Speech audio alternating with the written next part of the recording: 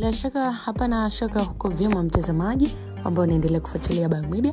Kwa upande wangu mimi niko swadakta kabisa. Togela official Rose ni on the microphone tayari nikiwa na nyingi za kihabari ambazo nimezifumbata ili tuhabarika. Leo tangazia taarifa ambako Nifa hukumu yake yazua gumzo mitandaoni, yeye na mwenzie kusotea rumande kesi ya uhaini 20 waachiwa huru. Ni kesi ya uhaini ambayo inamkabili mfanyabiashara maarufu kabisa Jennifer Jovic maarufu kama Nifa na wenzake 21 ambao imezua gumzo kubwa nchini hata baada ya kufikishwa tena siku ya jana katika mahakama ya hakimu mkazi Kisutu, Dar es Salaam. Na kesi hiyo ambayo imekuwa pia ikifuatiliwa kwa karibu na wadau wa sheria, wanaharakati wa haki za binadamu na wananchi kwa ujumla. Imeingia katika hatua muhimu ambapo hakimu mkazi mkuu Aaron Lyamuya anatarajiwa kutoa uamuzi kuhusu mapingamizi yaliyowasilishwa na upande wa utetezi. Mapingamizi hayo yanahusu uhalali wa hati ya mashtaka, jambo ambalo linaweza kuathiri mwelekeo mzima wa kesi wakati Nifa na wenzake wakifikishwa mahakamani.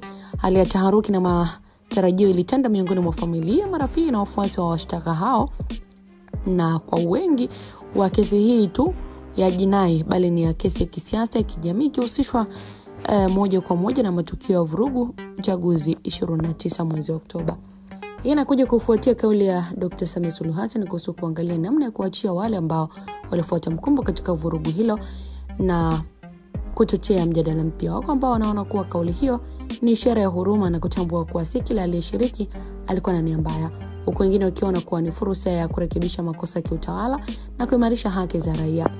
Bana, kauli hiyo pia imekuwa ikitafsiriwa kwa namna tofauti, lakini kwa familia na wafuasi wa Nifa ni mwanga wa matumaini katika kipindi hiki kigumu. Right now, macho yote yameelekezwa kwa hakimu Lyamuya ambaye uamuzi wake kuhusu mapingamizi unaweza kuwa na athari kubwa kwa mustakabali wa kesi ikiwa hati ya mashtaka itatupiliwa mbali.